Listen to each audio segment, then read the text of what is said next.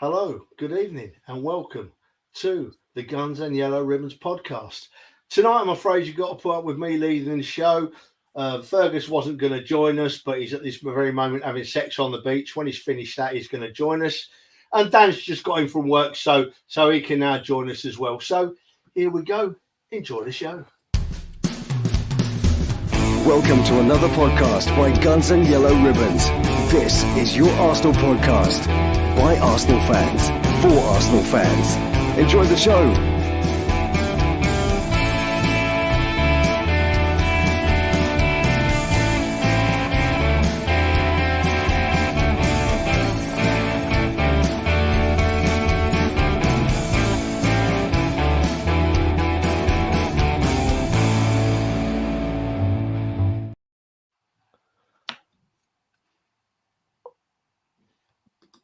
It took a second, but we got there eventually, Dan.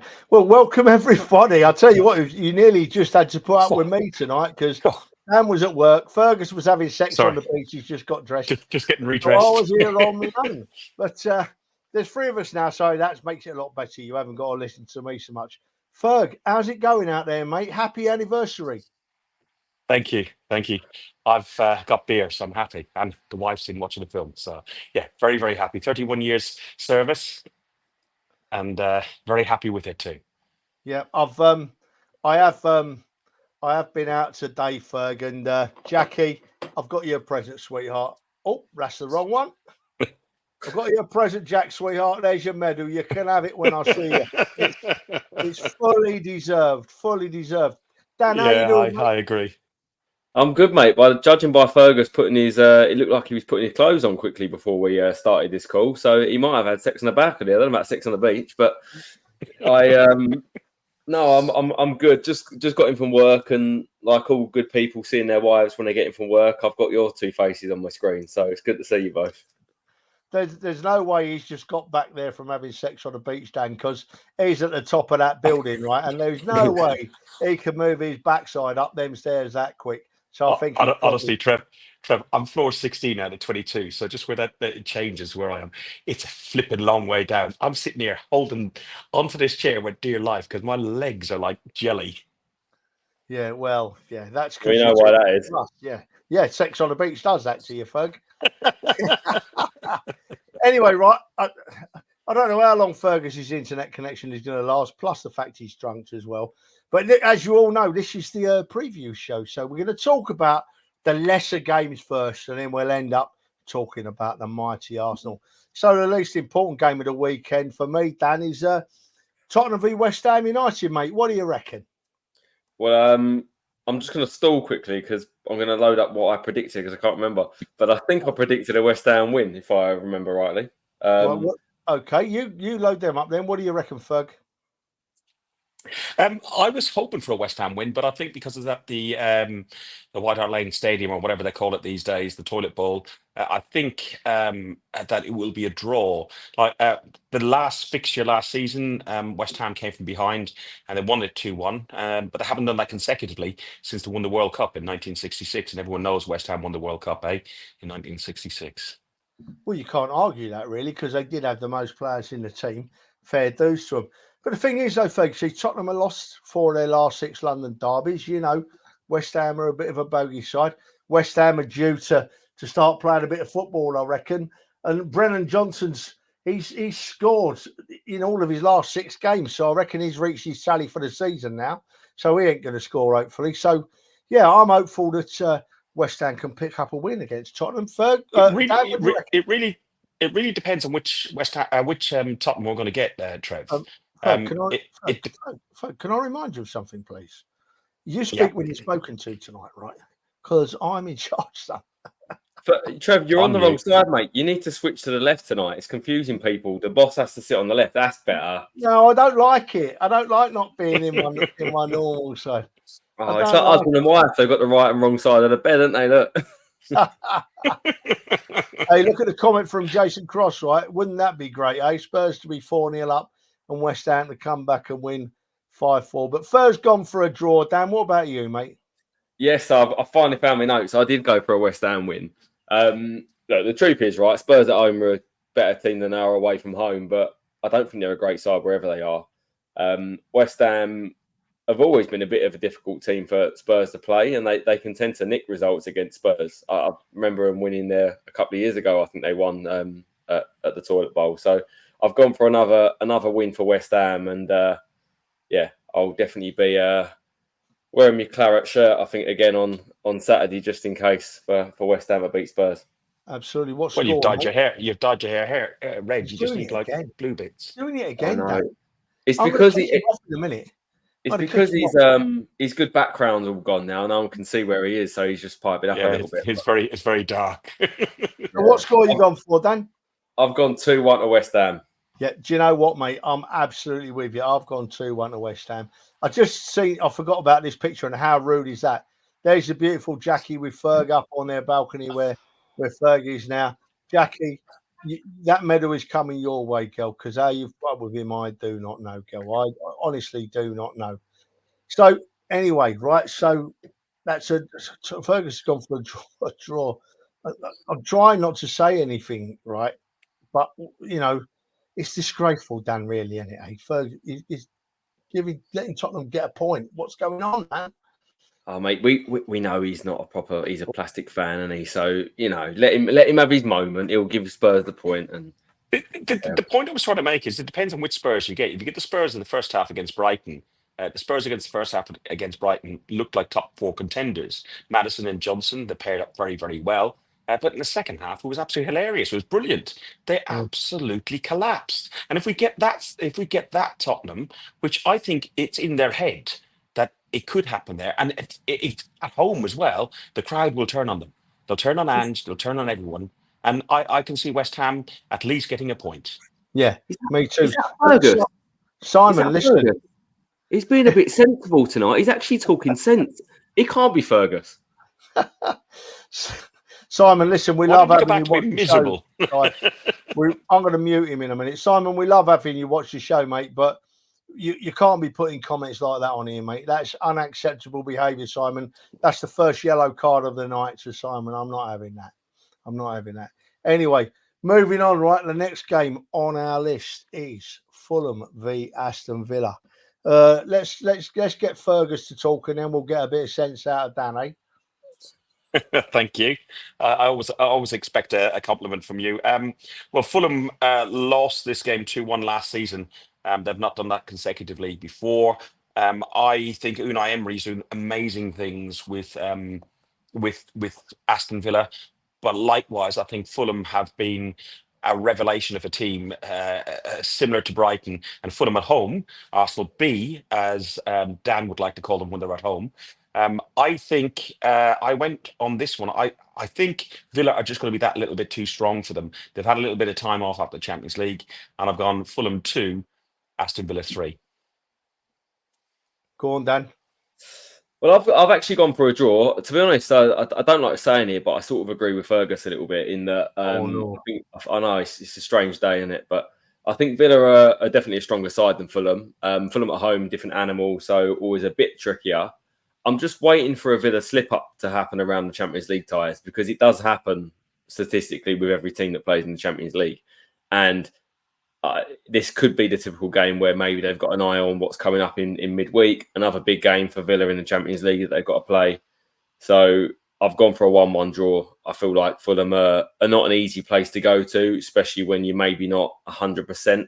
And I expect Villa to maybe be slightly off it. I think they've got a couple of little niggly injuries as well that they've had for the wide players recently. So they'll probably rotate a couple ahead of the Champions League, and I think that's why they'll get a draw. Yeah. You see, I've got all the stats here, right? And all the stats are sort of pointing towards a Villa win here, and they really are, Villa are unbeaten in their last 5 league games. Fulham haven't scored from a set piece situation yet this season.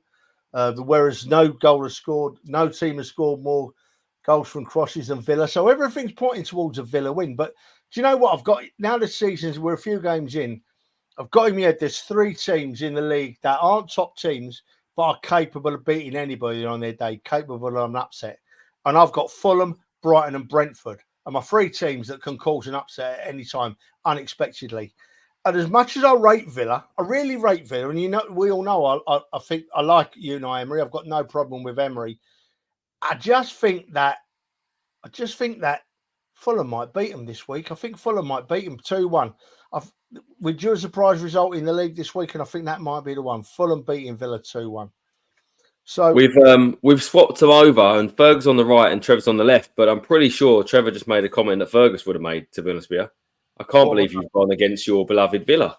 What have I done? Yeah, I've gone. Yeah, I have gone against Villa because I like the way he kept on stuttering all the facts the same as I do. I think it's brilliant. Thank you. It must Trevor. be the left side of this screen. It must be. So I've put them in the biggest. I've got the stats in the biggest letters you have ever seen on the left of me. Right, the biggest letters they can possibly be. But it's a bit boring stats, really, isn't it? I don't mind reading a few, but we're not all about stats, are we? You know what I mean? Anyway, so that's Ferg and Dan have gone for a Villa win, and I think Fulham are going to nick. I've gone for a draw. Oh, sorry. 1-1 draw. We've covered all bases then, haven't we? Dan the draw, Fergus the away win, me the home win. So anything could happen. Keep getting your comments, your scores in the comment section, people.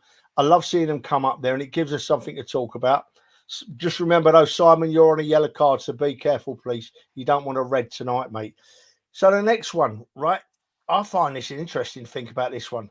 Ipswich v Everton, a team that's come up against a team that I like Everton. I think they're improving. So, Dan, where's this one going, mate? If ever there's a fixture that fills you with absolutely no joy, I think it's probably this fixture, right? I look at this and think, boring game. So it's going to end up 5-5 now. Probably I've said that, but I just think this is the game where, again, I think I might be agreeing with Fergus that it could be a 6-pointer. I do expect Everton to pull away a little bit, if I'm honest. I don't think they'll be right near the bottom. I think they will pick up, and Dyche, notoriously towards the back end of the season, can keep a clean sheet. But Ipswich will be nicking points. And I expect them to do it again, even though they're going to come up against what is still a tricky Everton side to play. They're never sort of an easy team to play against. But I just think beginning of the season, promoted teams, they still have a bit more fight in them that I think will disappear. So I've gone for a 1-1 draw. Okay, Ferg. Dan, Christ, this is getting very worrying. We're agreeing with each other an awful lot today. Ipswich, unbeaten. Haven't winless in 7 games, drawing 4 and losing 3. They haven't gone 8 games without a win, but unfortunately, I think they will go 8 games without a win. Everton, whilst they're improving, to use your words, Trevor, I don't think they're good enough. And I think Ipswich, at home as well, will be able to rise to the occasion, at least nick a point. So I've gone the same as Dan, same as Kevin, same as a few others. I've gone for a 1-1 draw. 1-1 draw. Simon's gone in the comments as a 2-0 win for Ipswich, which is totally the opposite to you boys.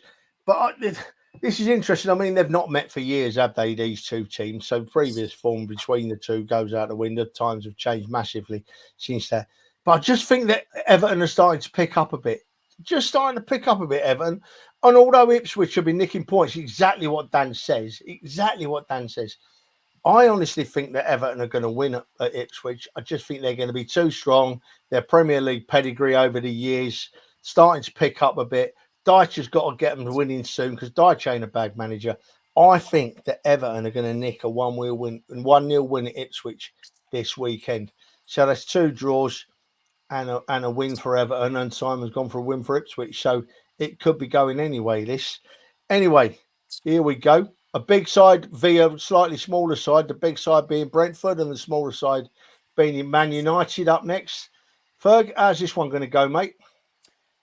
Well, Brentford have lost all 3 away games so far this season. I don't think they're going to go 4th. I think Ten Hag is driving that bus off a cliff. Maybe he might be driving off this balcony into the pool behind me.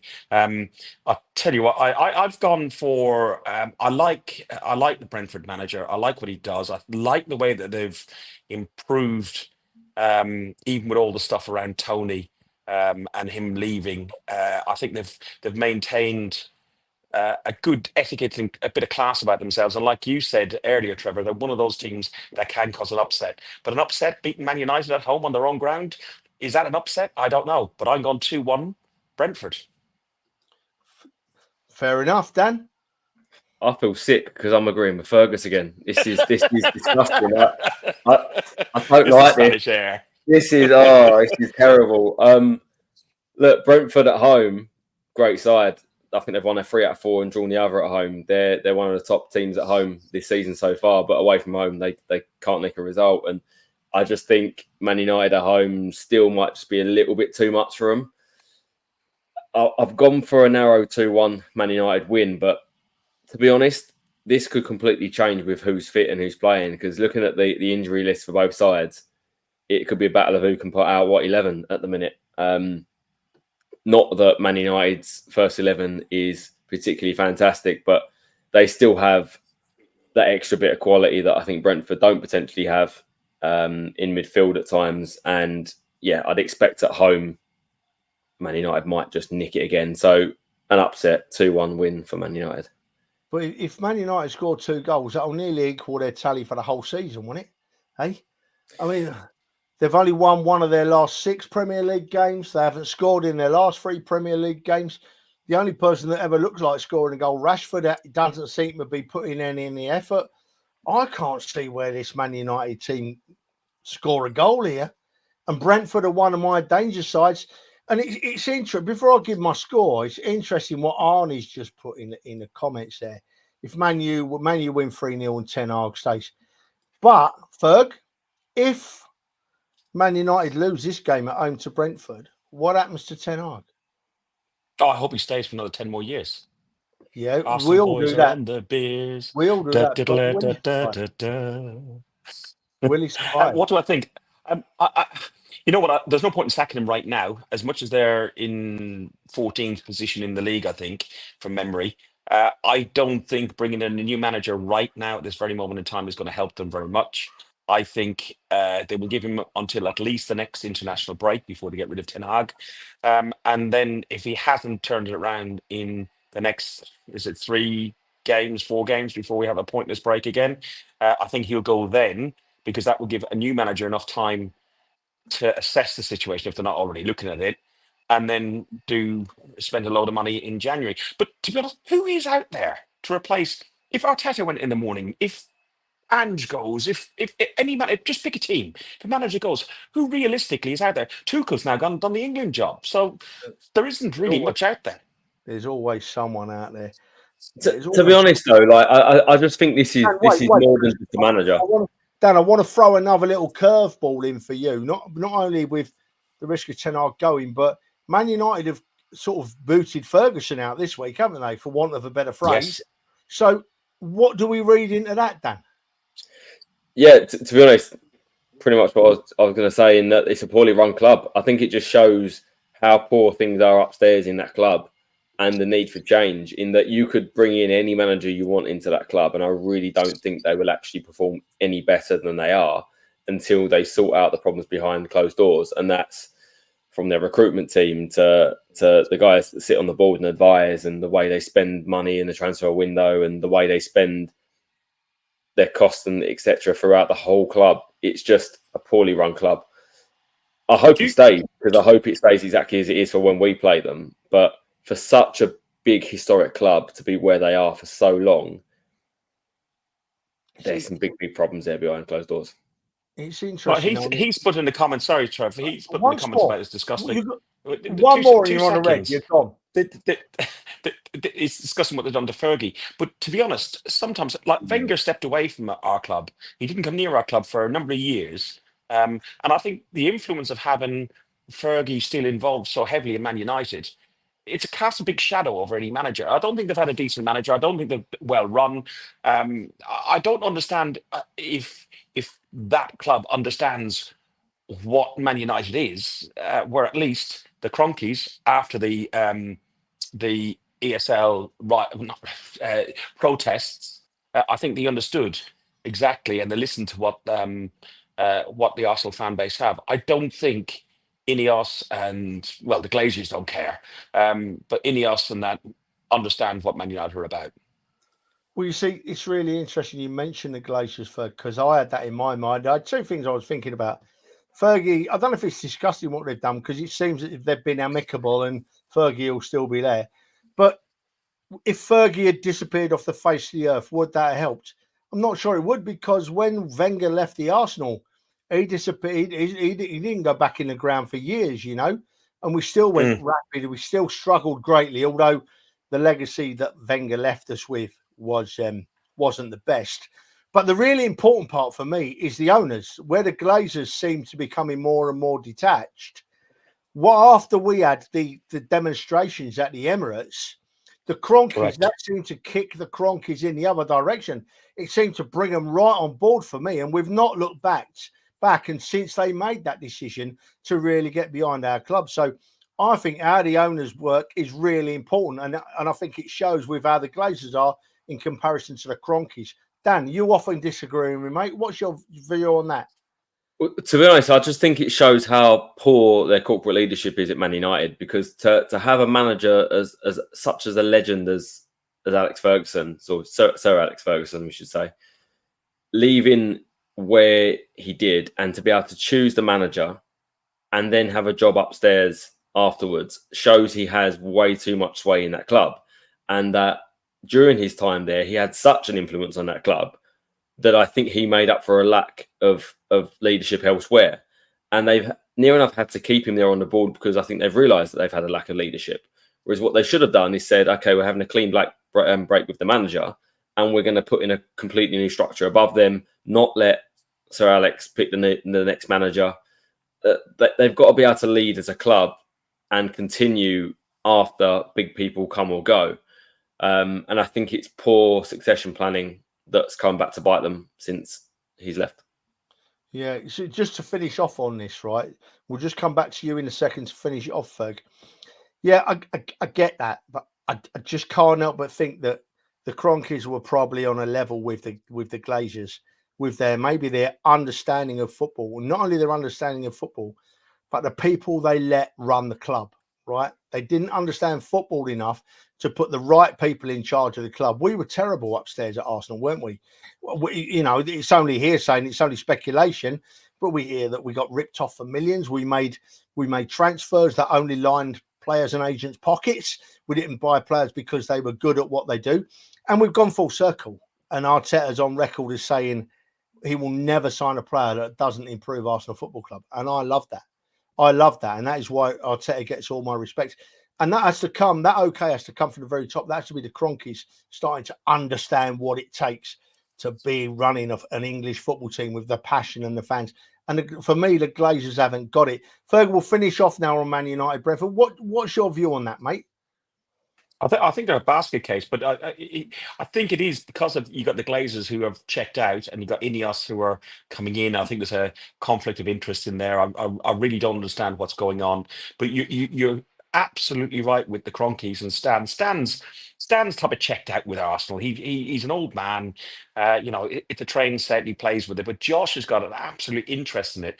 And personally, I actually spoke with Josh on that meeting following the protest when they had the conversation with the supporters groups about us not wanting to be in the European Super League. And when I first started, I was really annoyed, and I found I just had a dislike to the guy. But by the end of it, and I posed a question to him and asked him what KSE's exit strategy was out of the club, and he said, "No, we're passionate about the club. We want to continue making the club self-sufficient, and we want success." And looking at what they've done since, you know, you've got to take your hat off to the Cronkies and Arteta and Edu to a lesser degree, but Richard Garlick and so on. I think we've done great. And I think for a club like Manchester United or any other club that's going to go through such a massive transition, they should look at what Arsenal Football Club have done, because that is the way to do a transition. Do you know, it's not until I take the lead that I realise how long you waffle on for, Fergus. My good God, man. I'm surprised you didn't keel over then, because you didn't breathe for about 5 minutes, son. Anyway, I've gone for a 3-1 win for Brentford at Man United. And do you know what? It honestly wouldn't surprise me if it's more. It wouldn't surprise me if it's more. But moving on swiftly, Newcastle, Brighton, a place where we're going in a couple of weeks' time. Dan, how's it going this one?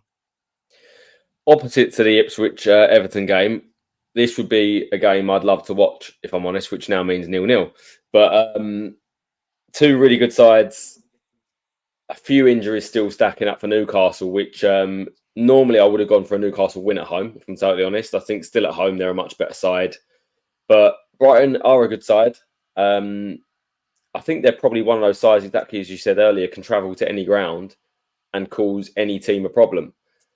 I would love to see this Brighton team, how they perform against top teams away in Europe, because that would be a true test of where they are. Because they do perform so well against the big clubs in the Premier League. And I know it's familiarity and they know how the other teams play and it maybe gives them a bit more of a way to plan for the games. But they're a good side, Brighton, and they're very, very well coached. So I've gone for a 2-2 draw just simply because Newcastle are missing a few key players up top. Yeah. Okay. Yeah. I think a draw is going to be a popular call tonight. I mean, I'm just reading here the stats here, Ferg. Brighton have scored. Where is it? Brighton have scored 2+ goals in each of their last 3 games. So if they score 2 goals at Newcastle, can Newcastle score 3 to beat them? And Newcastle haven't been scoring freely, have they, Ferg? They haven't done that, but they haven't lost they haven't won in 8 games. No, sorry, they've lost just 1 in 8 games, winning 4, drawing 3, but at home they're unbeaten. I think, again, I'm going to agree with Dan. I think it's going to be a 2-2. Brighton are a strong team. Newcastle are difficult, and we know what the atmosphere is like in that stadium. It's also by shoving the away. It's hampered by shoving the away fans up in the gods. But yeah, I've gone 2-2, a 2-2 draw on this game. Do you know what, Trev? I'm not putting my scores in the chat anymore because I reckon it's a classic case of someone copying my homework, mate. Excuse me, I put my scores up first, and you know that. I've got actually, Dana, I've got Fergus's written down here, and trust me, if he changes his mind, I'm on to him. I'm on to him like a shot. See, I'm just reading through the stats here for Brighton Newcastle, and I don't like reading too many stats because they're boring stats most of the time, aren't they? We have to read some of them on here, but yeah, I'm just reading through the stats. And do you know what? I agree with you boys, but I'm going for a 1-1. I think it's going to be a 1-1 draw. And if any team's going to win it, it'll be Brighton. But I'm going to go for a 1-1 up at St James's Park. And hopefully a few injuries for Newcastle with us going up there in a couple of weeks' time and absolutely hammering them, yeah? So, moving on. Southampton v Leicester. Now, this one to me, Dan, like you just move on. Well, yeah, that's an awful game. It's not making me want to watch a game of football. I'm like, yeah, okay. Southampton are playing Leicester, but Dan, make something of it, mate.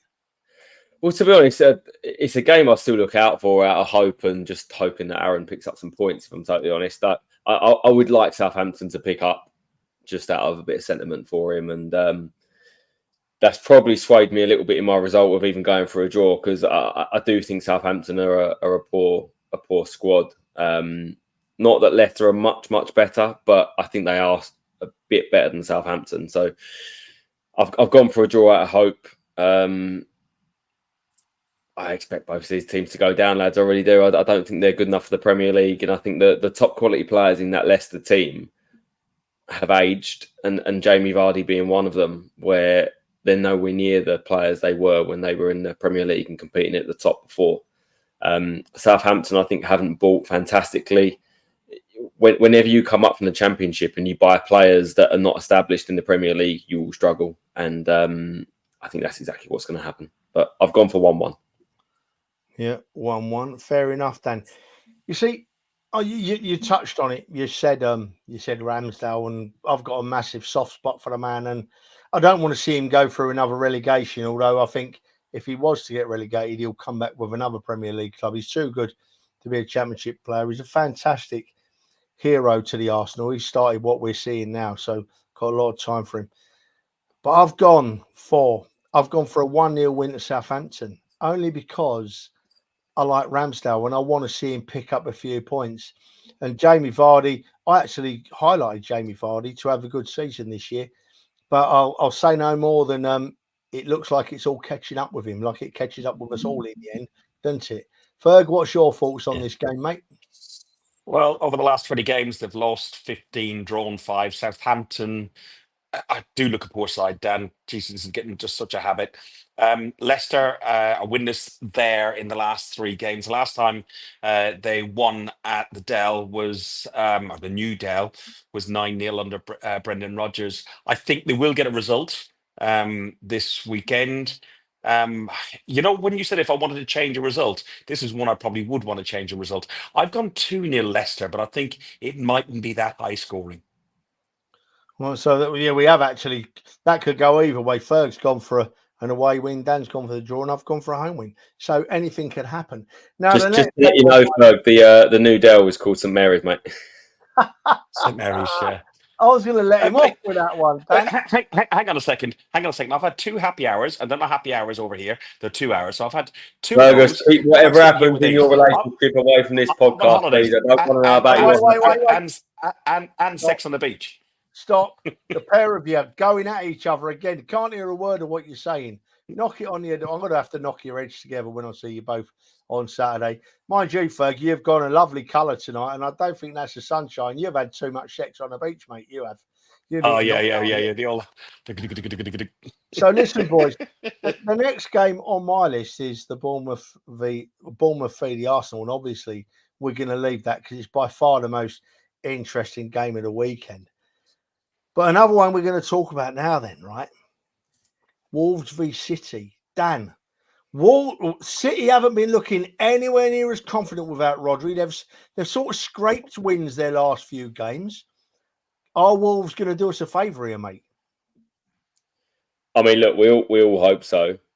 Firstly, Rodri is a huge influence on our Man City team, from shielding the back four to getting on the ball, breaking lines, and he's one of their most influential players, if not the most influential. And I think you add to that the fact that I think Kevin De Bruyne is a doubt. I don't know if he'll play or not, but I think he was a doubt.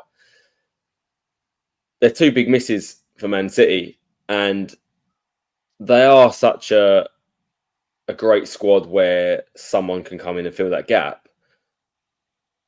But I don't think Rodri is that player where you can come in and just replace him. And I think Kovacic, although he's a good player, will be nowhere near that level as to what Rodri is. So it gives teams a chance. I think if they were playing away at a better team, I'd be more confident in them dropping points. I think Wolves have picked up a little bit in their patterns of play recently, and they've improved, but they haven't been clinical, and they're not the best defensive side, I think, in the Premier League. So I just feel like Man City will be a little bit too much for them this weekend. Having said that, over the last few weeks, the encouragement Wolves have had gives me a bit of encouragement that they could pick something up, especially at home to Man City, with a little bit of an off day.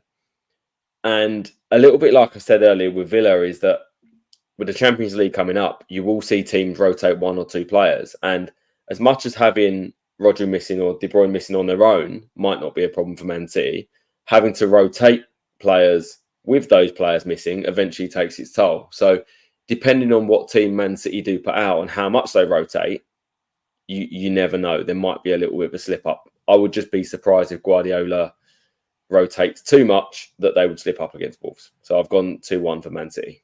2-1 to Man City.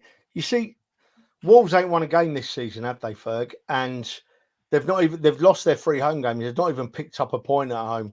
So Dan's gone for a win for City, and everything is pointing. The stats and everything are pointing towards a City win here. Give us some hope, mate. How can Wolves beat City or draw? You know what? When Wolves played us, I thought they were actually okay, and I thought that they may survive. But since I've watched them play a few games afterwards, of the 7 games, they've just seemed to get poorer and poorer and poorer. I can only see them getting involved in a relegation scrap, and probably Wolves being so bad might protect Everton from the drop. I can see them maybe getting a goal at home, but I can't see them getting 3 points.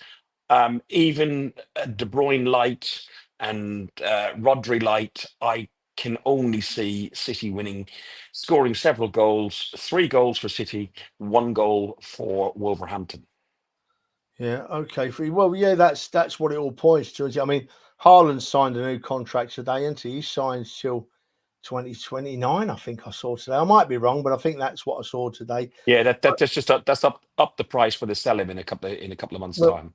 well, yeah, I think he'll get bored and he'll move on because I mean we don't let the Arsenal don't let Haaland bully us anymore. It's such a shame that we let him off the shackles that last away game in the first few minutes.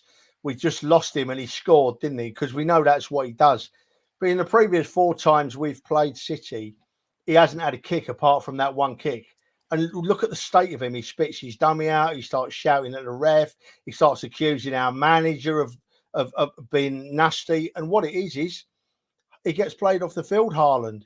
He gets played off the field when we play City. And I'm hoping that some of these other teams will start to look at what we do and look at how to stop Haaland. Because if you stop Haaland and they've got no Rodri and De Bruyne's not playing at his best if he plays at all, then that's 3 of their big hitters out of the way. And then you start thinking, yeah, maybe teams can take points off him. Fergus has gone for another session on the beach. I was just going to ask, where's he gone, Trev? We know what he normally does when he has a break. Has he had to change his bag out there in Spain? He's just messaged me, Dan, and said, I haven't reached the toilet. I've just stuck it over the edge of the balcony 16 floors up. So, yeah, he'll be back. Well, here he is. He's back, look. He's back. It froze on the way down. There's ice cubes at the bottom. Yeah, but listen, I've gone for Wolves to draw 1-1 with Man City. Do you know why? Because I'm an idiot and I've got hope in the back of my head that they're going to take a point off a City. I cannot see it happening. I've lost. Hang on a minute. Where's my thing gone? Oh, it's here. Look. But I hope Heath's right. Heath fancies Wolves, and I hope Heath is right. So that's that out of the way. And now we got what's called one of the big games of the weekend, isn't it? Eh? Liverpool, Chelsea. Liverpool at home. Chelsea are playing better than I actually thought they would this season. I thought they were going to struggle in Chelsea. Liverpool, I thought new manager coming in. They hadn't signed anyone. They're not going to go so well. But they both seem to be playing pretty well. I mean, Liverpool had the blip at home to Forest. Chelsea have just seemed to be racking up points nicely. Who do we go to? Ferg, how's it going to go this one, mate? You know what is it? We don't. The main game is always the Arsenal game, but this is a big game of the weekend. It's a big test because Chelsea look like the team that probably are in the best contention for the top 4 position of the other teams, and Liverpool. Could they be going for top spot or are they going for 3rd spot? Who knows at this very moment in time? I think it's a really, really good test for both managers because it's the first test that Slot's going to have against proper opposition. Okay, he lost to Forest, as you said, but this is a proper test. Chelsea have performed better than I would have expected, especially with some of the stuff that was going on behind the scenes where we had Sterling coming across and you got 42 or 47 players and only 25 being able to be selected for the first team. So I can't imagine it's a very happy Cobham training ground. That being said, I don't think there's a lot between the two of them. I think the media are overplaying both sides, in particular Liverpool. I'm going for a 2-2 draw. That's what I think, a 2-2 draw. Well, do you know what? I see you had a 2-2 draw here, Ferg, and it's interesting because Liverpool are unbeaten in their last 6 games against Chelsea, but 5 of them have been draws, right? 5 of them have been draws. So everything is pointing to a draw here. Everything is pointing to a draw. Dan, do you see it differently? Ooh. Do you know what? I've just looked back at my score and I'm sitting there thinking, have I gone a bit hasty with it? But my thinking behind my result was Liverpool are still a very, very good side. And when they play at home, we know how tough it is to go to Anfield for any side. So I don't think there are many teams I would say would go to Anfield and I'd predict anything other than a Liverpool win. And they've been so good defensively so far this season, Liverpool, that has shocked me a little bit because I look at their squad and I think goals because of all of their attacking talent they've got. In actual fact, I think they've scored 13 goals in 7 games, but they've only conceded 2. So complete opposite of my expectation here. And then you look at Chelsea and think all the problems that they had on the road against a big team, but their away form was pretty good so far this season. And I think they've shocked a lot of people with how they performed, scored a lot of goals away from home, and actually look a bit more solid away from home than they do actually at Stamford Bridge. So maybe it's not as a bigger gap in quality as I was thinking, but the Alisson injury, since I made that prediction, is a big influence for me. And the drop-off between Alisson and Kelleher is huge. So with that in mind, it wouldn't surprise me if Chelsea were to go and score a couple of goals and maybe nick something or even get a win there. But logic says to me, still Liverpool are a better side than Chelsea in all areas all over the pitch. So I've gone for a 3-1 win for Liverpool, but it wouldn't shock me if it didn't quite happen that way. 3-1 win for Liverpool. Wow. I didn't see that coming, mate, to be honest with you. I honestly didn't see that coming. See, for me... Sorry, Trev, did you predict that before Alisson's injury or after? You're on a red card here. You are on a fine Dan, line. answer the question, please, my You friend. are on a fine line, Fergus. Dan, answer the question. Fergus, shut up. I'm not saying nothing. Listen, I abstain. I honestly think this is... I can just look at the 2 players that have been really influential this season, for one for each side, who I didn't expect. I didn't expect Cole Palmer to do as he's doing this season. I didn't think he'd play as well. And at the end of last season, Salah had packed it in, hasn't he? He's packed it in almost, and he's been flying again this season. So it's going to be whoever plays the best out of them 2 for me. I think their teams are full of good players, but you can be quite specific. But I've gone. I don't think it'll split. I think it'll be a 2-2 draw. I can't see either team winning this game. I've just got a feeling that it's going to be a draw. And to be fair, a draw would suit us at the Arsenal, wouldn't it? Because I don't think it's going to be a 2-horse race. I think that Liverpool and Chelsea are going to be there or thereabouts, now. So it could well be a 4-horse race. So 1-1, a draw would do us very nicely indeed. Do you know what? With Chelsea, though, Trev, they perform well when they're not under as much pressure. And I think that's why they've been better away from home, in that they don't have the pressure of being the home team that has to be the more progressive attacking team. They've got a lot of quality in their team. They need to gel as a squad, but they do have quality. And given the chances, they can punish it. I don't think they've got... Sorry? I was only going to say they've got a lot of rough diamonds, sort of... players like that Jackson and what's the other guy called? I can't pronounce his name. Christ, but they have got some really good players, and you're right. They need to gel. Go on, sorry, Dan. I was just agreeing with you. That was all. Dan, just before you go on, that's an interesting. Fergus dropped Jackson in there, and Jackson couldn't hit a barn door last season. What's happened to him this season? I still think he's a poor man Sonogo. I look at him and just think, yeah, Sonogo 2.0, mate. Honestly, I really do. But, I just think around him, look, Cole Palmer is obviously the main guy for Chelsea. He's exceeded everyone's expectations, self included. I didn't think he'd come from City and be that good. When he started to play well, I thought he'd be a one-season wonder. He's still early in his career, but he has outperformed what I thought he would do. And he's even taken it to the sort of international level where I think he's on the edge of being in that England team. He's obviously nowhere near as Bukayo Saka. Let's not even start a stupid debate. But he is a very, very well-rounded player that can move across the central position or on the right-hand side for Chelsea. You've then got players like Nkunku, who is a very, very high-quality player but hasn't quite settled and gelled yet in the Chelsea squad. I think Chelsea want a striker, right? They need someone instead of Jackson. But I tell you what Jackson has done, as much as I think he's not a clinical striker, he runs the line very well. He causes problems for teams in behind. He holds the ball up well, and I think he links well with the team. And I think he gets away with being a bit clumsy and not the greatest finisher for Chelsea. He loves to tap in. I think you'd put him in front of goal, and 9 times out of 10, he'd probably still miss a tap in. I think he gives me no confidence whatsoever in that team. But the players around him, he gels well with that front four, and I expect him to cause the Liverpool centre halves a bit of a problem, because those two centre halves are built to have a bit of a scrap, and I think they win a lot of duels in the air. Jackson's not going to be that type of player. He's going to run them in behind and push them back towards their own goal, and it'll be interesting to see how they deal with that. Yeah, and that is interesting. Do you know, because I've not got it on the stats here, and I might be wrong, but I seem to remember reading somewhere. I don't watch Chelsea enough to have a big opinion on them, but someone was telling me that Chelsea haven't played any top teams this season. Have they played many top teams at all this season?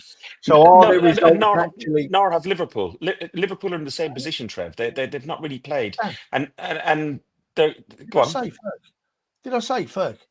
Did I say Ferg yet? No, I didn't say Ferg. It's called a conversation. It's not a conversation. It's all right for Dan. It's all right for Dan to do it, but if I do it, look, Jim! Don't chuck your dummy over that balcony. It's a long way down. Dan was invited. Dan was invited to talk. Anyway, listen though, but in all seriousness, right? They're going to. Chelsea haven't played anyone of note, I don't think, this season. I'm sure someone will put me right in the comments if they have.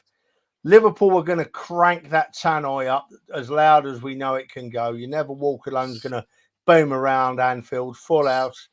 Are Chelsea going to be good enough to get a win there? I don't think so, boys. But I don't think they're going to lose. I think it's going to be a draw. I've gone for a 2-2 draw, the same as Fergus. So that's 2-2 for Fergus, 2-2 for me, and a 3-1 Liverpool win for Dan. But I think, looking at the bigger picture, early in the season as it is, every point that counts. A draw would do the Arsenal nicely, I think, from my perspective. So we've got one more of these second-rate games to talk about before we talk about the proper teams in the Premier League. And I can't get excited about this one either, Ferg. Forest v Palace. What do you reckon, mate? Well, Palace drawn 3 and lost 4 of the first 7 games of the season. Surely they can't go 8 games. The last time they've done that, 8 league games without a campaign, something miraculous happened. I married my wife. It was 1993. So hopefully, Palace get that point. I've always liked Palace a little bit. London side, one of the London sides I don't mind. I remember listening to the radio, Capital Radio, many years ago with Kid Jensen and Pat Sharp and Eagles, and it always makes me a little bit fuzzy when I want to hear them. It's a shithole of a ground. It's an awful place to go to. Forest do make a huge noise for 27,000. They'll be up for it. Mulligan Tyre will be blasted out before the game. I think it's going to be a tough game, but I've got some faith in Palace, and I think they will turn the corner and nick this 1-0. Okay, mate. Well, there's a couple of things you say there, Ferg, to be honest with you. I don't think Forest is a bad ground to go to. Forest ain't a bad ground to go to, right? You said, I think you were meaning they make Palace. A lot of they make. If Palace is a shithole, but Forest ground is noisy. Yeah. Well, do you know what? Forest ground is only noisy when the players are getting their own way. I don't know if you remember. Was it last season when we went there? They were, and we were on top from the very start of the game. They were quiet.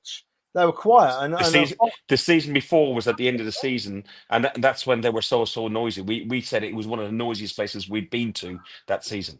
Dan, I'll give up. Hang on. There, I'll give up, Dan. Absolutely. Oh no, he's back. That's better. You see, the Forest fans were very quiet last season, and I know quite a few Forest fans because up where I live, there's a lot of Forest fans about, and he said that the Forest fans, when we played them last season, was the quietest he'd seen them all season, but also said that the Arsenal fans were the noisiest away fans they had there all season. And we do make a lot of noise, and we do give our fans good support, our players good support. But Forest are unbeaten in their last 7 league games against Palace. Can that change? Do you know what? I think these teams are a bit underrated. I like the Palace squad that they're building. I just think they've not hit the ground yet. Forest are a bit hit and miss, but I look at both teams and I think there's not a lot of goals in this game. And you've got Forest hasn't won a game at home so far this season. You've got Palace hasn't won a game away from home this season. And for me, it just points to a draw. No team really gets more than the goal. So I've gone for a 1-1 draw simply based on stats. But look, the City Ground's not a bad place to go. I quite enjoy going there, if I'm honest. Other than, well, last year was a good result. The previous 2 trips I had there wasn't great because we had lost them both. But in terms of a trip, it's a decent place to go. I think they're a decent set of fans. I think they're a nice club, to be honest. Forest, they're not a club that I dislike at all. And a bit like Palace, I think I like them as a club. I think they've got a good fan base. They've got some good young players there as well. Ground. Yeah, just the terrible ground with a terrible view and always a post in your face or wherever you are. You can't barely see the game. But I think 2 good clubs. I actually think this will be a pretty decent watch. I think there'll be a lot of chances. It'll be quite open. I just think there's a bit of a lack of quality at the minute and confidence to finish on both sides. And that's why I've gone for a 1-1 draw. I can't really split them. But I always keep chatting at the minute to a friend of mine who's a Palace fan. And he keeps telling me how good Eddie Nketiah is. And I just keep saying to him, wait, mate, keep watching, because eventually I think you'll see it. But they seem to love him so far at Palace. And he's not really done much. Do you not think that's because he's just better quality than what they've had? I don't think we all said about Eddie that at another club he might be great. Because I wonder where you are. But I don't think he is better. And I had this debate with the Palace fan with one of my mates, and he said, "Why do you rate Mateta higher than Eddie?" And I just look at the 2 of them and think Mateta is twice the player that Eddie is. Maybe I've just seen him too much at Arsenal where he's missed too many chances and not had an effect up top. But he's playing in a bit of a different role as well at Palace, that he's playing off of the striker or like a hybrid 10 and out wide type role. And I just can't see that being Eddie's role. We've seen him a couple of times at Arsenal play off the left, and he's just so ineffective in that team that for me, his only position he can play is as a poacher. And you're not really going to have a player like that in that Palace side, especially when you've got Mateta in the team, who is a bit of a lump to hold the ball and bring players into play. We did see him miss a typical sitter. Was it against Liverpool, the early kickoff the other day in the Woodbine? Oh, I can't remember. I was probably very deep into my shots at that point, Fergus. So not quite sure on that, mate. When you mention Nketiah and Forest in the same breath, I can't get that header he missed in the FA Cup game out of my head. You know, it was impossible to miss it, and he managed to do it. But going back to this game quickly, because we've got to move it on, because Fergus has talked for too long. All the boots on the other foot tonight, Fergie boy. Oh, wow, it did amazing. I think this is a game, where something's got to give. Either Palace are going to play to the level we expected them to with the squad they've got, or Forest are going to improve their home record. And I just think Forest are going to be too strong for Palace. I think Forest are going to win 2-0 against Palace and change their luck around a bit. So that's Fergie, you've gone for the away win, mate. Dan, you've gone for the draw, and I've gone for the home win. So once again, we are all singing off different hymn sheets. Clueless, Trevor. We're all clueless. No, well, one of us isn't, because one of us is going to be right. Yeah. Right, now, listen, true. We've not got long left here, right? I've got 175 people watching live at the moment, which is absolutely amazing. If you feel you can just shoot across to YouTube and give us a like or a subscribe or a follow, that would be very much appreciated. We don't make a penny out of this podcast, but the more followers we get on YouTube, the subscribers, it allows us to do different things, and it will allow us to do more on this show that we just do for the love of it, Going on to the Bournemouth Arsenal game, and just before we start, boys, I just want to drift a little bit. I've just picked up on the news today that Jack Wilshere is being interviewed for the first team coach's job at Norwich. Looks like he might get it. And I'd just like to say that I personally wish Jack all the best. He was a fantastic player for Arsenal. Career ended early because of his injuries, I think. He's been... I've got to say it. When I saw he was going to go into coaching, I thought, no, you're not the bloke to do this, Jack. I don't think you can do it. But he's proven me absolutely wrong with what he's done with the Arsenal under-18s. He's been a very, very good coach. And if he does go to Norwich, I wish him all the very best. And if they come up this season, they'll get a massive round of applause from me next season. Do you think it's the right move for him? I don't know if it's right just yet. I think he was doing so well at the under-18s. He could have worked up to the 21s and become assistant manager maybe or something like that. I think that it is a great move for him going to a championship club at a higher level. And it wouldn't surprise me if in years to come we don't see Jack back at the Arsenal in some capacity. I think this is the next step for him on the ladder, Ferg, to be honest. You know, being involved with the first team, being involved with adult fledged players, players with experience, older players. I think it's the next step. For me, it's the next step on the learning ladder for him. And I would not be surprised to see Jack back at the Arsenal in years. What age is he? 34, 36? He's going to be the same age as some of those players, aren't he? Mid-30s, if that. Dan, what do you reckon, mate? To be honest, first I've heard of it that you just mentioned there, to be honest. And initial thoughts are, if I was going to pick a move for him, I think that's sort of the perfect fit. I think going to a club, as you said, in the Championship, where maybe the limelight's not on him as much as it is in the Premier League, give him a bit of a chance to grow. But also as a club, Norwich are a team that are happy to try and play a bit of football. And maybe he'll get a bit more time to establish himself there as well. So I hope he does. I mean, to be honest with you, as you said, when he was younger, I think there's question marks about his character and his personality as to whether he would make a good manager. But I think as he's grown, he has grown up. And I think he's clearly a very talented lad with the ball. I think he understands the game. He's always been a player, I think, in the middle of the park that understands the game well as well. And that helps him link play. And I think that understanding will help him as he goes into management. And maybe a few of his issues that he's had throughout his career will sort of stand him in good stead with dealing with some of the members of his squad and passing on his own experiences to them, as well as his quality in training that he'll be able to show. You see, Demsek agrees with Ferg. He says that he'd like him to go to the under-21s first, and you can see a reasoning for that. But was he not already there? I think the biggest worry... No, he's under 18s. Under 18. I think the biggest worry Jack needs to have is that the Norwich fans forgive him for scoring the greatest goal I've ever seen at the Emirates. What a goal. What a goal. That goes down in history, doesn't it?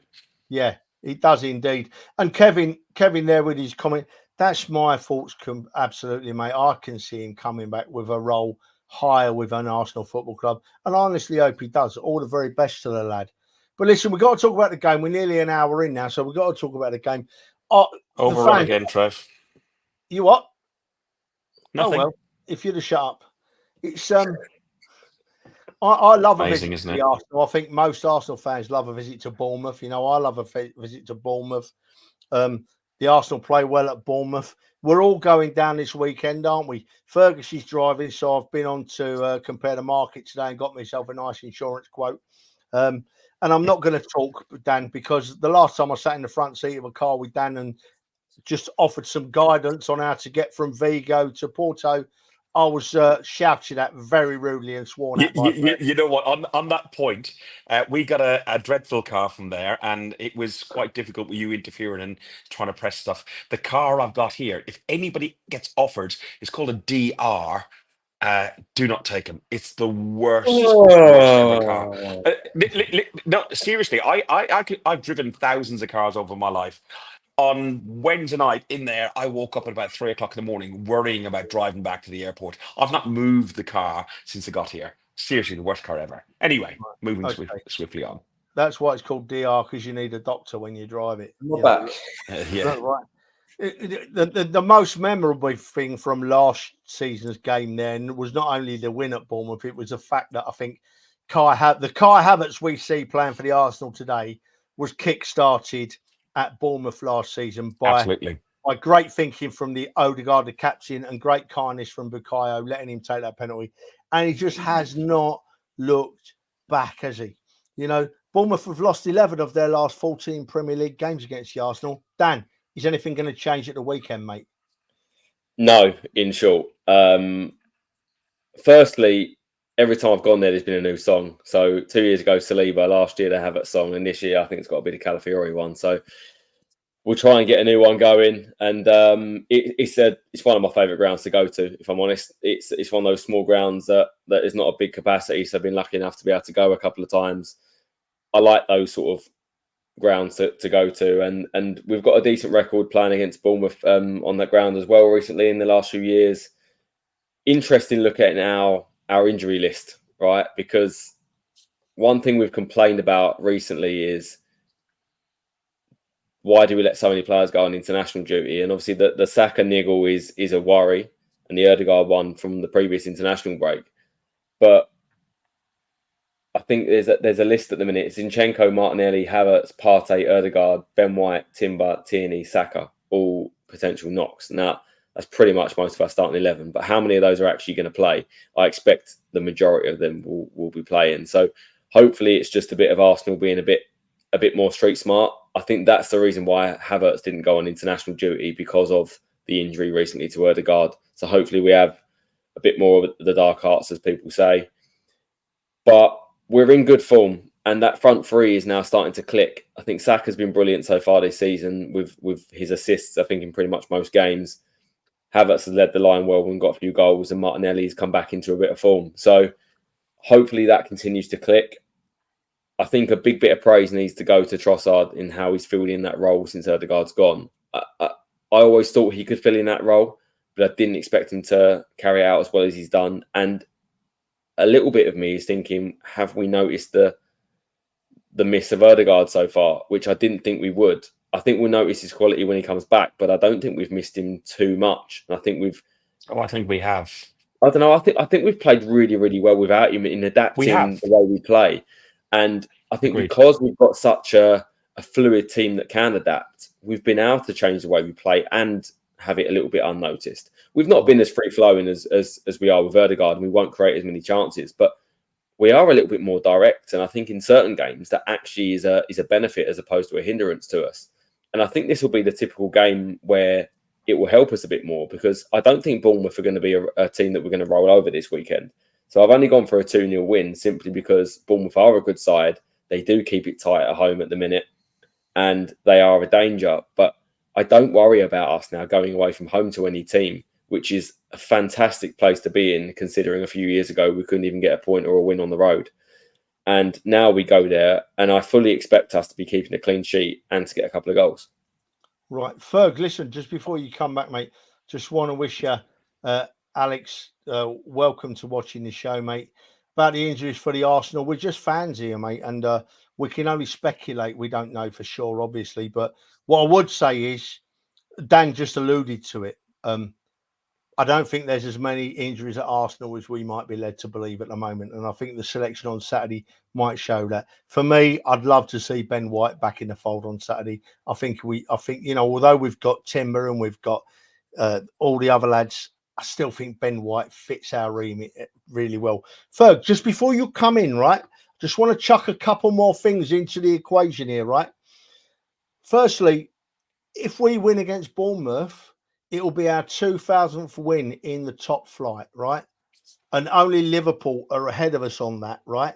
And we've played away games this season at Villa, at Tottenham, at City, and we've not had a loss. Can Bournemouth make our first loss away from home? Surely not, mate. Well, since they came back into the Premier League in 2022, we've beaten them 13-2 on aggregate, and we scored more than 3 goals each time. I'll give my prediction on the game shortly, but I want to come back to Dan about missing Ødegaard. I think we clearly missed Ødegaard. Creativity against Leicester and Southampton. We just found it difficult to break some teams down. And where I mentioned, I think in previous podcasts about, you know, we're good for 45 minutes and then we go cold. And I think that's the difference without having that creativity and having to play other players, whilst they have done a very good job and whilst we have adapted very, very, very well. I think we're just not at our best without Ødegaard. Right, just wait a minute, Dan. Wait a minute, because I just want to chuck something else into the equation there. Then we'll go to Dan, and then we'll come back to you, Ferg. Not that it should please me, but the pleasing thing to me about Ødegaard's injury is the fact that, yeah, we would have missed Ødegaard if we'd have continued to play that style of game. But we've got the players and the staff to adapt. And I think we've adapted very nicely to not having Ødegaard. We've got the players there. Trossard, Dan named Trossard, and Trossard's been an absolute superstar. So whereas in years gone by, we might have lost a player of Ødegaard's class and fell to bits, yeah, we've missed Ødegaard this time. but we've had the players there to adapt, and we've been ticking along quite nicely. Dan, what do you think? I think firstly the fixtures have actually helped us, to be honest with you, in that when we've played the big teams, we wouldn't be expecting to have as much of the ball and controlling the game as much. And that City game being an example where Ødegaard is a controller of the game. And I think we miss him more when maybe we're 1 or 2-0 up and we have to just keep the ball moving and control. We don't quite have that. And I think that's why it's a bit more end-to-end and we go a bit more hot and cold, because we don't have that controller. But to say we've missed him for his creativity, that Leicester and Southampton game, take a step back, 2 games, 7 goals. We've not... I'm trying to get the wife's attention. I need another beer. Oh, God, he's a terrible. Can't believe it. 7 goals in 2 games. We've not really missed his creativity for me. Yeah, we're not missing Fergus. That he's drifting off again, Ferg. He's just had too much beer. He's changing his bag again. He makes all these excuses. Just changing his bag. I'm not. I'm just getting a beer. I can hear you. My mic is still live. What's that rustling I can hear then, Ferg? Look, right. That's me rustling. For me, right, Ødegaard is our energy up front. If we're going to play the high press, you need Ødegaard is your man, because Ødegaard just presses high from start to finish of the game. From minute 1 to minute 95, he's on the ball and he's leading the press and he's all over the park. But the point I'm making is that we can't do that without Ødegaard. I don't think we can press as quickly as that. We press well, but I think we're not as good at the press without Ødegaard. But we've adapted really nicely, and we've not even struggled, have we, in any games, Ferg? Come on, last chance on this, Ferg. Last chance.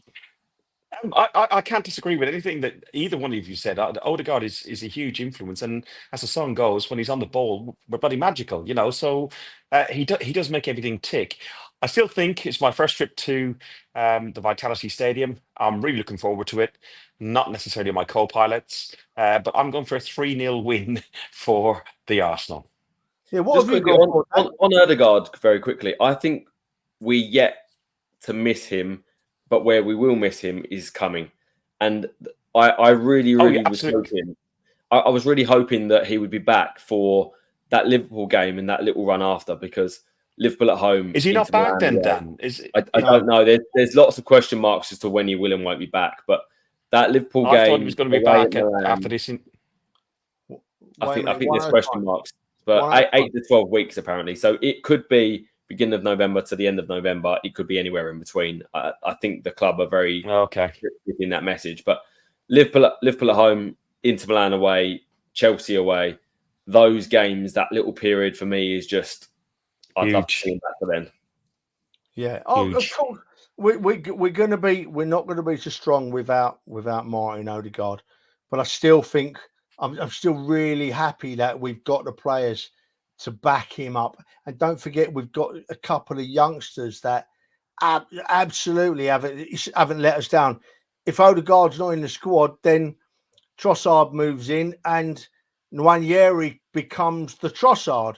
And we've only had little tiny glimpses of Nwaneri, haven't we? But I've not seen him. I mean, when he came on at Tottenham, it was inspiring, Nwaneri. So I mean, I want to see Ødegaard back. I know his importance, but I'm really happy that we've got the players that can cover for his loss, you know, for him missing.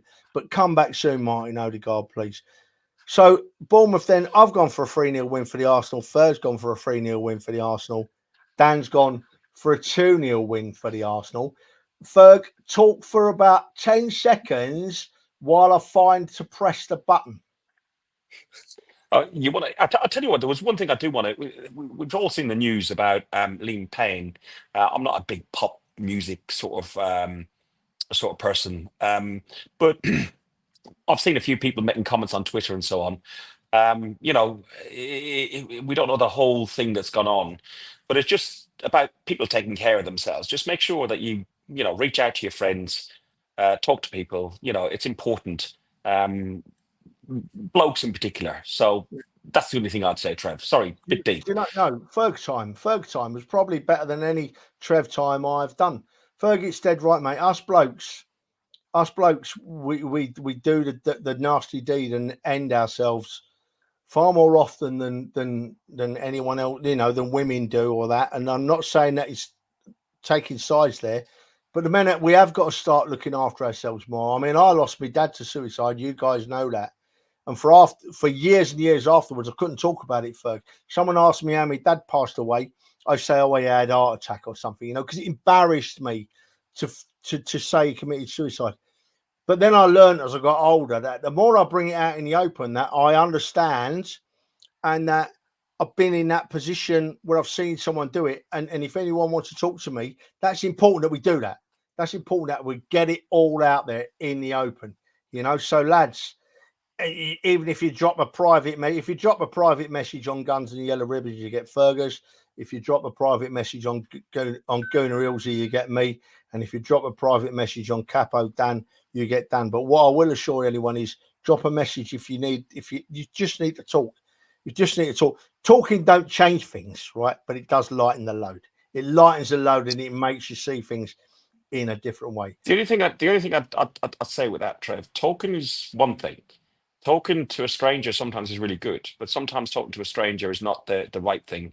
Talking to somebody who type of knows or understands you or gets a little bit of you can make a big difference. Listen, I just wanted to say that because we're hearing of these famous people, pop stars, that have all that money when they're young and fame, and they come to that demise, Amy Winehouse and so on.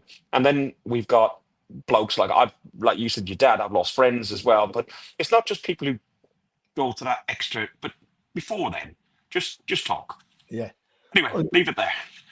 We could talk about it all night, and maybe we will again another time. But just give us a call if you need help. We ain't no experts, but we do listen. I've got to press the button on that note. Here we go.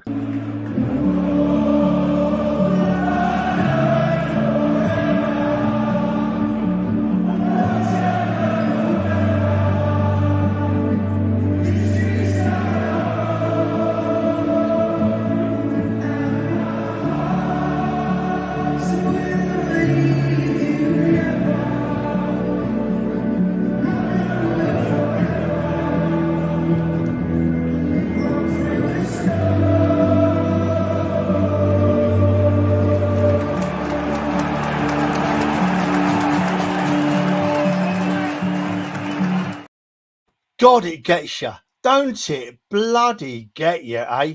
Every time it gets you. But so Dan, Ferg, what are you doing? What are we doing Saturday, boys? Early meet, is it? Early meet? Yeah. Dan, I'm picking you up about 10:30, I think. You're the boss. Early beers, early doors. Yeah. I'm driving. Thanks. Oh no! Well, I'll have one for you. That's why I get no piss tonight. Right. I'll be at yours by about 9:30, Ferg. So I'm expecting to go for breakfast and everything. So I'm looking forward to a full day. I think we might just have to have Fergus's beer for him, Dan. What do you reckon? Just bring money, Trevor. Yeah, I know what you like. I've got my watch now. I know how to work my watch. It's all right. I know how to work my watch. Listen, Ferg, enjoy the rest of your break. Have a safe journey home tomorrow. Dan, hasta luego. I will see you Saturday morning, mate. Here we go. All the best. We're going to win on the weekend. Thanks for watching. Guns and Yellow Ribbons. Vamos Arsenal. Vamos Arsenal. Yeah, here we go. Thanks for listening to Guns and Yellow Ribbons, an Arsenal podcast by Arsenal fans for Arsenal fans. Follow us on Facebook at Guns and Yellow Ribbons or Twitter at Guns and Ribbons. And remember to rate and review us too. Up the Arsenal.